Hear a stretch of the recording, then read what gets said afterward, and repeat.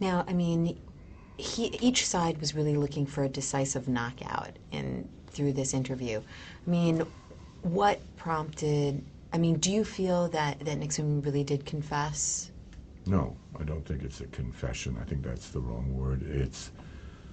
I think he gives way a little bit. You know, he gives the public something they can hold. He gives them more than he'd ever given them before.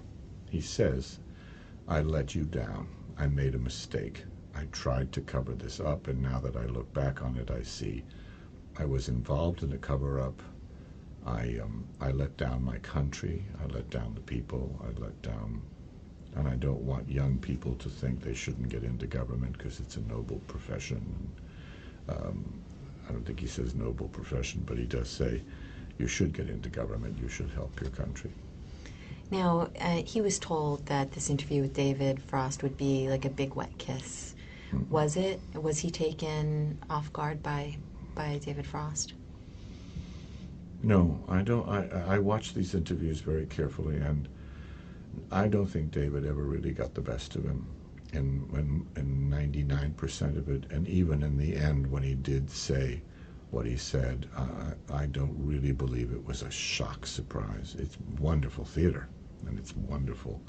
It's a wonderfully theatrical moment, but Nixon wasn't a man you could get off guard pretty easily at all. He was a really good lawyer, and he knew what he was doing, and he'd been at this for years and years and years.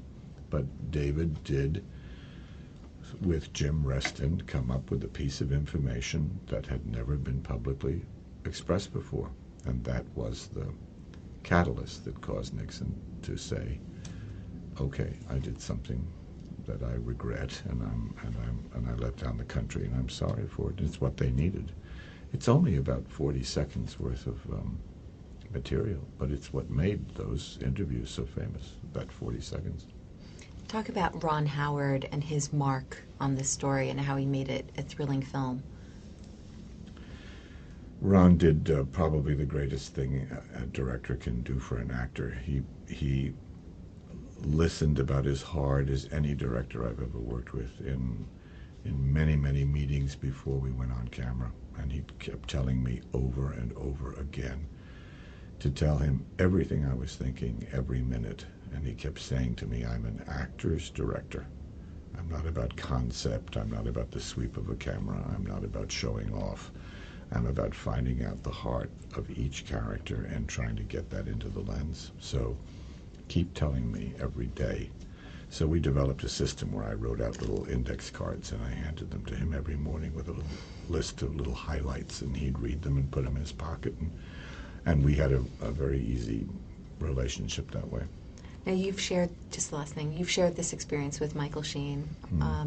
Talk about him as your foil. Well, he wasn't a foil. Frost isn't a foil. They were equally matched in different arenas. Each man was at the top of his game in his arena. And the notion that David was somehow not skilled or not adept at this is David in his own way, David Frost, the man, in his own way, had his own set of skills that were equal on his side to Nixon's on his side. You know, all the things that Peter puts into the film about my private life and Frost's private life are wonderful, and they make it interesting and entertaining. But the fact is, when they were on camera together, David stayed there relentlessly. He stayed there. Nixon wins these interviews for the most part when you watch the whole of them. And believe me, it's not easy to watch the whole of them because it's a lot of information you're droning on and on. But for the most part, Nixon is just a champ at this. Thank you so much. No Take problem. care. Thank